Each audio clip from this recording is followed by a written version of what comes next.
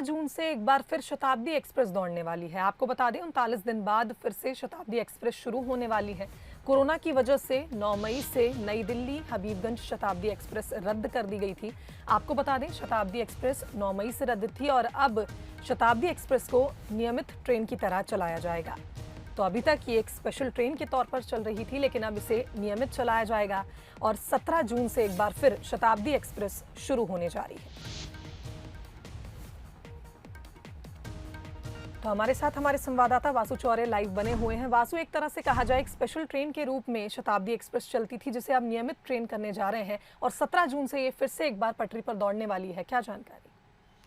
बिल्कुल शुभांगी, देखिए इस बात में कोई दो राय नहीं कि कोविड-19 का संक्रमण मध्य प्रदेश समेत पूरे देश भर में अपने पीक पर था, चरम पर था, जिससे कहीं ना कहीं जो रेल सेवाएं हैं वो भी प्रभावित हुई थी और लगातार जिस तरीके से नए केसेस सामने आ रहे थे, तो प्रदेश सरकारों ने ये निर्णय लिया था कि एक स्टेट से दूसरे स्टेट में लोगों की आवाजाही ना हो, बहुत जेन्युइन रीज़न हो और बहुत कुछ इंपॉर्टेंट कारण हो तो ही लोग आए जाएँ। इसके मद्देनज़र बहुत सारी ट्रेन को भी बंद किया गया था, जिसमें शताब्दी एक्सप्रेस भी शामिल थी। लेकिन अब जब दिल्ली में भी और मध्य प्रदेश में भी कोविड का संक्रमण एक बार फिर से कंट्रोल में आता हुआ दिखाई दे रहा है। भोपाल में अभी हम जिक्र कर रहे थे, बीते 24 घंटे में 100 से कम मामले जो हैं पॉजिटिव वो सामने आए हैं। तो एक बार फिर से अब हम न्यू नॉर्मल की तरफ बढ़ रहे हैं। अभी तक जो ट्रेन स्पेशल ट्रेन के तौर पर चल रही थी उनको अब नियमित ट्रेन के तौर पर चलाया जाएगा। शताब्दी एक्सप्रेस भी 17 जून से शुरू होने जा रही है और नियमित ट्रेन के रूप में ही शताब्दी एक्सप्रेस जो है वो चलेगी। जो यात्री हैं वो तमाम जो सुविधाएं ट्रेन की होती हैं, रेलवे की होती हैं, उनका लाभ ले सकते हैं। अगर मध्य प्रदेश की बात करें तो जल शताब्दी एक्सप्रेस जो हबीबगंज से जबलपुर तक चलती है वो भी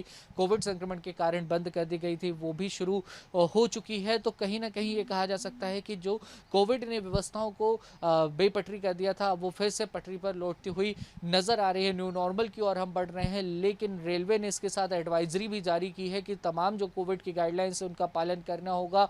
जब यात्री स्टेशन पर पहुंचेंगे तो उनके सैनिटाइजेशन के साथ ही बॉडी टेम्परेचर चेक किया जाएगा और अन्य जो प्रोटोकॉल्स है कोविड के वो भी सुनिश्चित करे जाएंगे कि उनका पालन हो सके, क्योंकि कहीं ना कहीं एक संतोषजनक स्थिति में हम जरूर आए हैं शुभांगी, लेकिन ये नहीं कहा जा सकता कि खतरा टल गया है। तीसरी वेव आने की चेतावनी अभी भी बनी हुई है। तो उम्मीद यही है कि लोग तमाम गाइडलाइंस का पालन करेंगे और सुरक्षित रूप से यात्रा करेंगे।